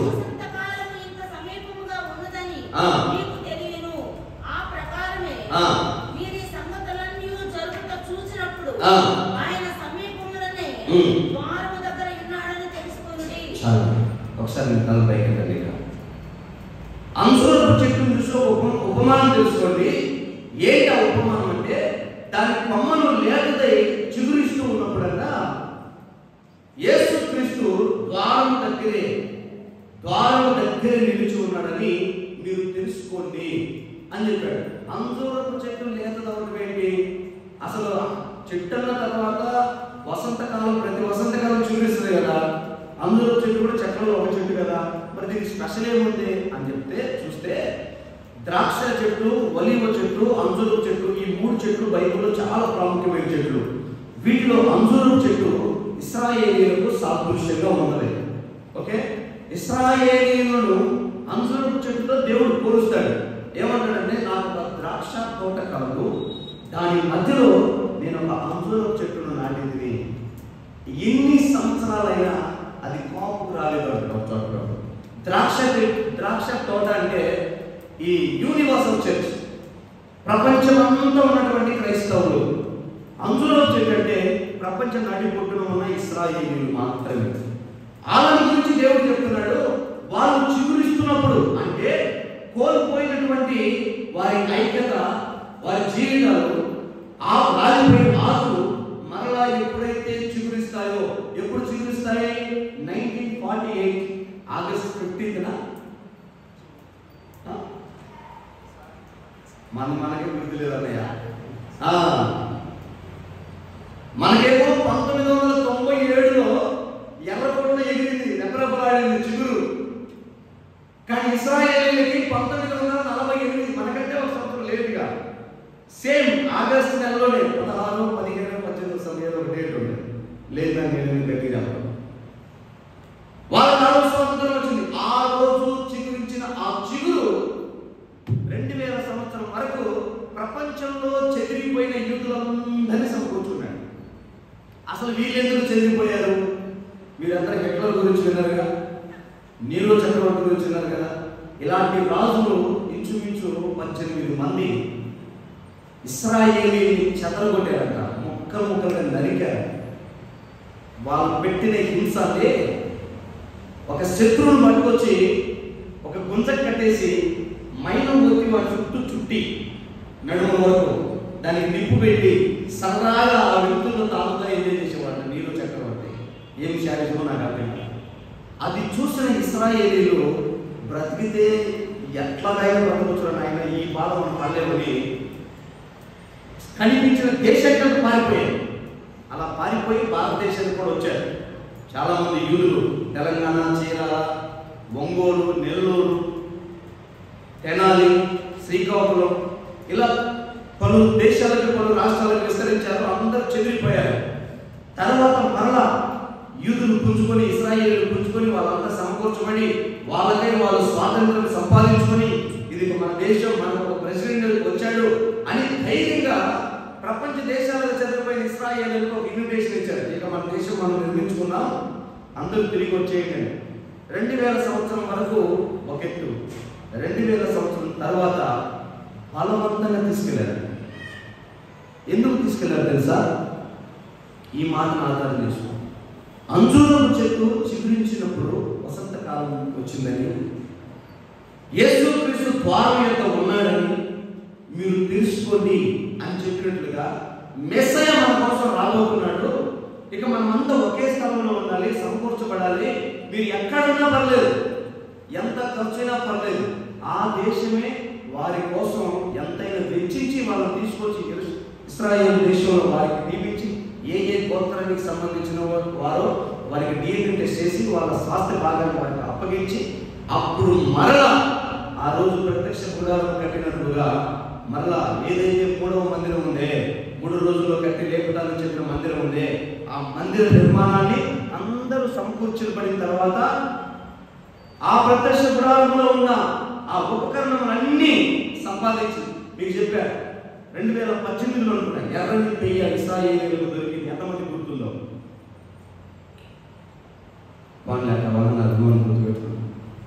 ఎర్రని పెయ్య లోపం లేని మత్స మడత డాగు కలంకం లేని ఒక పెయ్య బలికి సిద్ధం చేయడానికి వాళ్ళు వెతికారు. ఆ పెయ్య కోసం బలిపీఠం కోసం వెతికారు. బలిపీఠం దొరికింది.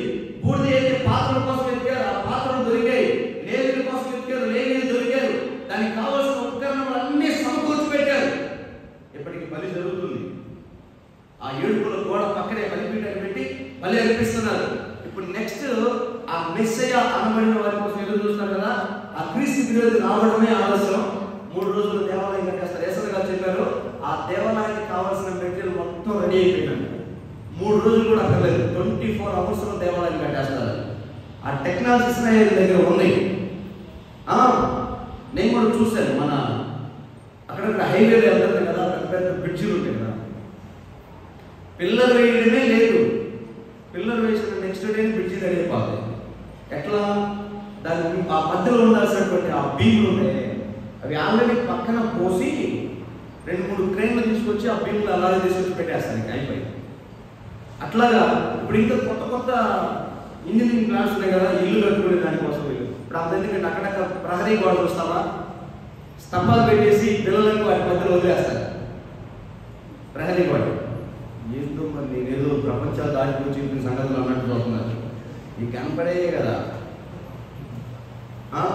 పొద్దులు లేస్తే టీవీలు చూస్తుంటారు కదా, యూట్యూబ్లు కనపడుతుంటాయి కదా, టీవీలు కనిపిస్తుంటాయి కదా. ట్రైన్లన్నీ బ్రిడ్జిలు పెట్టాడు. ఈ రైల్వే బ్రిడ్జిలు ఎక్కడ పెడతారు కదా, ఈజీ తీసుకెళ్ళి పెట్టేస్తూ ఉంటారు. ఆ బ్రిడ్జి పెడతా ఉంటే దాని మీద బాగుంటారు. అంత టెక్నాలజీ ఉంది. మన దగ్గర ఎంత టెక్నాలజీ ఉంటుంటే ఇక వాళ్ళ దగ్గర ఉన్న టెక్నాలజీ మామూలు కాదు కదా. మొన్నే చెప్పాము మన ఇంట్లోనే గొడుగు ఉండదు, వాళ్ళ దేశం మన గొడుగు ఉంది. మరి ఆ టెక్నాలజీ ప్రకారం 2008లో చెప్పాడు. 2007లో 2008లో అప్పుడే యెరూషలేము పోయి నేను చూసి వచ్చాను. వాళ్ళు 3వ దేవాలయ మందిరానికి కావాల్సిన మెటీరియల్ అంతా రెడీ చేసి పెట్టారు. ఆల్రెడీ కన్స్ట్రక్షన్ అయిపోయింది. దాన్ని తీసుకెళ్ళి ఆ స్ట్రక్చర్ పెట్టడమే అన్నాడు. అప్పుడే ఆ మాట అన్నాడు. మరి ఇప్పటికి రెడీ అయి ఉంటుందా?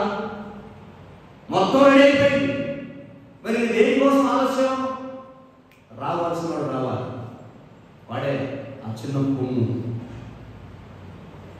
వాడు వచ్చి చెప్తాడు నేనే మీ దేవుణ్ణి, మిమ్మల్ని రక్షించే మెస్సయ్యను నేనే. సమరయ సుకారని గ్రామంలో యాకోబు బావి దగ్గర ఆమెకు అర్థమైంది సమరయ స్త్రీకి ఈయన మెస్సయ్య అని. కానీ నాటి ఇశ్రాయేలీయులకు అర్థం కాదు ఈయన మెస్సయ్య, ఆయన ప్రవక్త. పక్కన పెట్టారు. రేపు వచ్చేవాడి నిజమైన మెస్సయ్య అనుకుని వాడికి అధికారాన్ని అప్పగిస్తారు. వాడు ఏం చెప్తే అదే, ఇంక వాడే దేవుడు అయిపోతారు ఇశ్రాయేలీయులకి. మరి వాళ్ళ ధర్మశాస్త్రం అట్లా ఉంది. వాడు లోపలిపోతారు. 300 సంవత్సరాల తర్వాత తెలుస్తుంది వాళ్ళకి వాడు అసలు కాదని. ఈలోపు ప్రపంచం మొత్తాన్ని వాడి అడ్మినిస్ట్రేషన్ చేస్తాడు. ఇది మొత్తం జరగవలసి ఉంది. దానికి అన్ని ఏర్పాట్లు రెడీ అయిపోయింది. ఇది ఎప్పుడైతే రెడీ అయిపోయిందో వెంటనే ఘోర శబ్దం మోగుతుంది. సంఘం వెనకబడిపోతుంది. దేవుడితో మనతో దేవుడు 7 ఏళ్ళ మధ్యాకాశంలో గొప్ప విందులో ఆ వివాహ మహోత్సవంలో మనం పాల్గొంటాం. ఆ 7 ఏళ్ళ భూమి మీద శ్రమ ఇదంతా విన్నాక మీకు ఏమనిపిస్తుందో చెప్పంటారా? నేను ఎందుకు మీరు చదవండి. మీకు ఏమనిపిస్తుందో మీరు చదవండి ఒకసారి. మీ బైబిల్లోనే ఉంది. పేతురు రాసిన 2వ పత్రిక 3వ అధ్యాయం.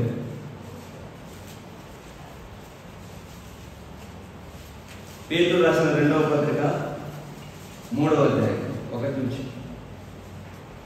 ఈ 2వ పత్రిక మీకు ఇప్పుడు వ్రాయిచున్నాను.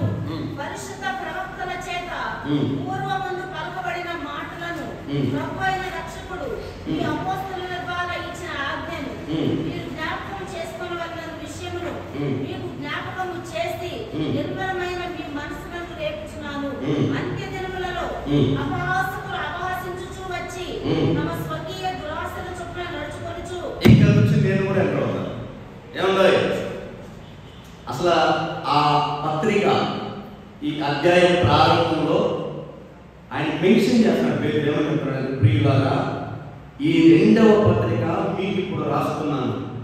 దాని పైన ఏం చెప్తాడంటే, కుక్కలు తిరిగినట్టుగా, కుక్క తన వాంతికి తిరిగినట్టుగా మరలా మీరు వెనక్కి తిరగొద్దు, సామెత చొప్పున మీరు బతకొద్దు అని ఈ విషయాన్ని రాస్తున్నాడు. రెండవ పత్రిక రాయడానికి నేను మిమ్మల్ని కోరుకొని రాస్తున్నాను. అంత్యదినములలో అపహాసకులు అపహసించుచు వచ్చి ఏమని అపహసిస్తున్నారు? ఇప్పుడు నేను చెప్పానే ఈ వర్తమానం అంతా విని 2000 సంవత్సరాల నుంచి ఇదే కదా చెప్తున్నారు అంతా. మా తాత చెప్పాడు రాకడ దినములు రాకడ, మా నాన్న చెప్పాడు, మా జైలని కొత్త జైలని చెప్పాడు, రాకడ దినములు చెప్పుకుంటూ వచ్చాడు.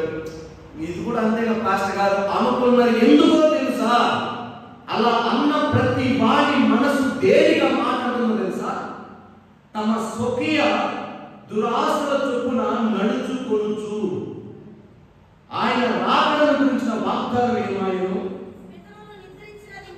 పితరులను నిద్రించినది మొదలుకొని సమస్త సృష్టి ఆరంభం ఉన్నట్టే ఇప్పుడు కూడా ఉన్నదని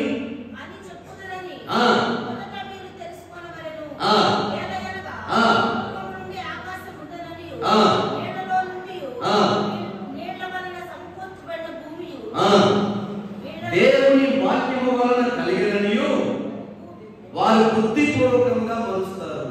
హలో, ఇక్కడ కొంచెం కనిపిస్తుంది. నేను చెప్తాను. చాలా మంది అనుకున్నారు కదా వారి ఆశ నెరవేర్చుకోవడానికి. ఒకవేళ ఇప్పుడు నిజమే ఫాస్ట్గా చెప్పినట్టు రాక వస్తుంది అనిపించింది అనుకో, ఇక మర్యాద ఏం చేయాలి? ఇక అన్ని పక్కన పెట్టి, పనులని పక్కన పెట్టి, ఉద్దేశాలు పక్కన పెట్టి, ఆశలు పక్కన పెట్టి, ఆలోచనలు దీర్ఘకాలిక తలంపులని పక్కన పెట్టి, ప్రస్తుతం నేనేమై ఉన్నాను అని మొక్కలు నిలబడాలి, దేవుని పట్టుకోవాలి, ప్రార్థన చేయాలి, వాక్యం చదవాలి, పరిశుద్ధపరచుకోవాలి. ఇది ఇంత ప్రాసెస్ ఉంది. ఇక తినాలన్నా తినలేడు, తాగాలన్నా తాగలేడు, చేయాల్సిన పాపం చేయలేడు, వెళ్ళాల్సిన మార్గంలో నడవలేడు, ఆచారాలు తన స్వకీయ దురాశల్ని నెరవేర్చుకోలేడు. అందుకని అప్పటి నుంచి చెప్తున్నారులే, మా పితరులు చనిపోయినప్పటి నుంచి ఇదే మాట చెప్తున్నారు, ముందు నుంచి ఇదే మాట చెప్తున్నారులే అనుకుంటారంట. అలాంటి వారికి పేదలు క్లారిటీ ఇస్తున్నాడు. పిచ్చోడా, మొదట భూమి బాగుంది. అప్పుడు ఎప్పుడైతే సాతాను ఈ భూమిని పడిపోయాడో నిరాకారంగా శూన్యంగా మరి జలములతో ఏమైంది? భూమి నిండిపోయింది. నిండిపోయినప్పుడు కొండలు, పర్వతాలు, ఎడారులు, చెట్లు, పొలములు, మంచి నేల, చెట్ట నేల, మెత్తటి నేల, గట్టి నేల ఇలాంటివి ఉంటాయి. కొన్ని కోట్ల సంవత్సరాలు భూమి నీళ్ళలో నానిపోతే దానికి ఒక రూపు ఆకారం ఉంటుందా? పాడైపోలా? అలా పాడైన ఆ భూమిని దేవుడు మాట చొప్పున పైకి తీసుకొచ్చాడా? తీసుకొచ్చిన ఆ భూమి జల ప్రళయం వచ్చినా అట్లాగే ఉంది. సొదొమ గొమొర్రా నిప్పులు పడినా అట్లాగే ఉంది. ఎన్ని భూకంపాలైనా, ఎన్ని సునామీలైనా, ఏ వచ్చినా అది తట్టుకొనే ఉందా లేదా? ఉంది. అలాగే ఉంటది, రేపు కూడా ఉంటది, 1000 ఏళ్ళు అయిపోయే వరకు ఇలాగే ఉంటది. పేదరమ్మ చెప్తాడు. ఇప్పుడు చదువు. పూర్వం నుండి ఆకాశం ఉండిననియు, నీళ్ళ నుండి నీళ్ళ వలన సమకూర్చబడిన భూమి దేవుని వాక్యం వలన కలిగిననియు వారు బుద్ధిపూర్వకంగా మరుతులు. ఆ నీళ్ళ వలన అప్పుడున్న లోకము నీటి వరదలు మునిగి నశించను. అయితే ఇప్పుడున్న ఆకాశమును భూమియు భక్తిహీనుల తీర్పును నాశనము జరుగు దినము వరకు అగ్ని కొరకు నిలువ చేయబడినవై అదే వాక్యం వలన భద్రము చేయబడి ఉన్నవి. అర్థమైందా? నువ్వు నమ్మినా నమ్మకపోయినా ఈ భూమి ఎట్లాగే ఉన్నది. నువ్వు ఉండవో చూసుకోవాలి కదా. ఇప్పుడు రాకడ గురించి చెప్తానే ఉన్నారు అన్నాడు. అన్నోళ్ళంతా ఉన్నారా పోయారా? మన పితరులు చెప్పారు, ఉన్నారా పోయారా? పోలా? మన ఆయుష్కాలం ఎంత? 60 ఏళ్ళు. ఎంత చెప్పినా ఇంకేడ వచ్చిందిలే అన్నా 60 ఏళ్ళే. అబ్బబ్బబ్బ వచ్చిందిరా అన్నా 60 ఏళ్ళు. ఎన్నైనా సమయం సమీపించింది. సిద్ధపాటు కలిగి ఉండాలి. అందుకే దేవుడు అంటాడు, ప్రియులారా ఒక సంగతి మర్చిపోకండి, ఏమనగా ప్రభు దృష్టికి ఒక దినం 1000 సంవత్సరం వలన, 1000 సంవత్సరంలో ఒక దినం వలన ఉన్నాయి. ప్రభు దృష్టికి వేరు, మన దృష్టి వేరు. ఇట్లా ఈ మాటలు చెప్పుకుంటూ వెళ్ళే చుట్టుపక్కల అంటాడు, ఈ సంగతి నేనే కాదు, అపోస్తలుడైన పౌలు కూడా మీకు చెప్పాడు ఈ సంగతి అన్నాడు. కదా ఆ మాట క్లాస్ వాడు పేజీ తిప్పగానే పక్కన మన ప్రభువును రక్షకుడైన యేసుక్రీస్తు అనుగ్రహించు కృపయందు జ్ఞానవంతులు అభివృద్ధి పొందుడి. ఆయనకు ఇప్పుడును యుగాంత దినము వరకును మహిమ కలుగును గాక. ఆమేన్. దానిపైన ప్రియులారా, మీరు ఈ సంగతులు ముందుగా తెలుసుకొని ఉన్నారు గనుక మీరు నీతి విరోధుల తప్పు బోధ వలన తొలగింపబడి మీకు కలిగిన స్థిర మనస్సును విడిచి పడిపోకుండా మార్చుకొని ఉండుడి. మన ప్రభు అయిన రక్షకుడైన యేసుక్రీస్తు అనుగ్రహించు కృపయందును జ్ఞానమందును అభివృద్ధి పొందుడి. ఆయనకు ఇప్పుడు యుగాంత దినము వరకును మహిమ కలుగును గాక. 15వ వచనం చదవండి. మరియు మన ప్రభు దీర్ఘశాంతము రక్షణార్థమైనదని ఎంచుకోనండి. మన ప్రియ సహోదరుడైన పౌలు కూడా ఆయన జ్ఞానం చొప్పున ఈ మాటలే చెప్పాడు. ఈ మాటలు చెప్పాడు. ఎక్కడ చెప్తాడు? తెస్సలోనికీయులకు రాసిన పత్రికలో చెప్తాడు. 5వ అధ్యాయం 3వ వచనం, తెస్సలోనికీయులకు రాసిన మొదటి పత్రిక 5వ అధ్యాయం 3వ వచనం చెప్తాడు.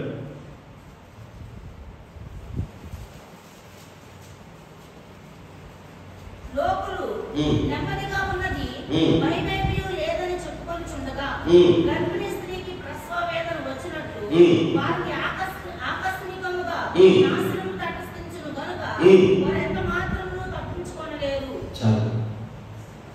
పౌలు కూడా ఇదే చెప్పాడు, దినములు సమీపించాయి, సిద్ధపడండి, ఇంకా నిర్లక్ష్యం చేయమాకండి.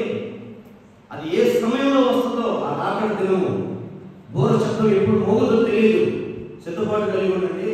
చాలా మంది ఎగతాళి చేసుకుంటా వస్తుందో చూద్దామని మీరు వాతాలు అనుకుంటున్నారు. గుర్తుపెట్టుకోండి, గర్భిణీ స్త్రీకి ప్రసవ వేదన వచ్చినట్లు ఆ దినం వస్తుంది కనుక మీరు జాగ్రత్త. అపోస్తలుల ద్వారా, ప్రవక్తల ద్వారా చెప్పబడిన ప్రతి అంశం ప్రభు మన కన్నులకు కట్టినట్టుగా చూపించాడు, తెలియజేశాడు.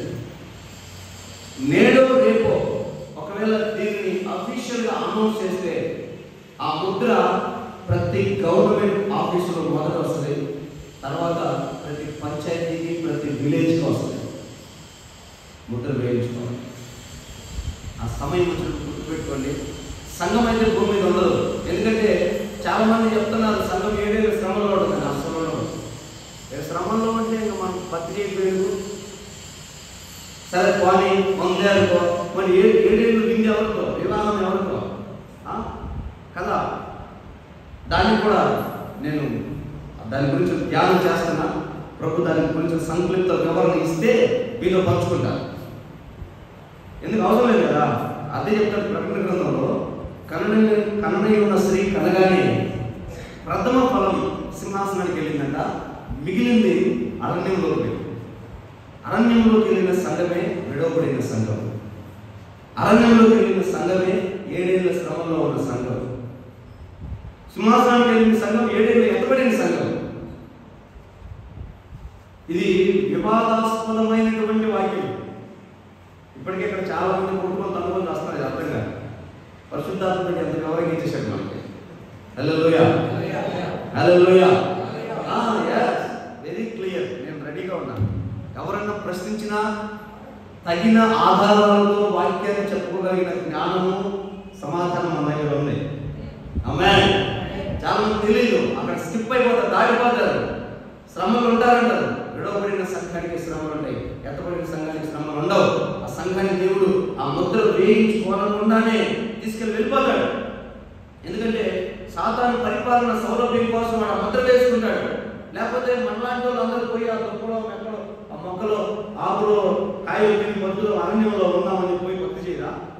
బ్రహ్మాండం చేస్తారు. అప్పుడు లేకపోతే నుంచో మాత్రం మనల్ని అసలు అన్ని వదిలేసిపోతారు. అప్పుడు పోతారు. ఇప్పుడు చేయమంటే ఎందుకంటే అప్పుడు చేస్తారు. అరణ్యంలో కూడా వాడు జీపీఆర్ నువ్వు యాగి ఉండమని తెలుసుకోవాలి.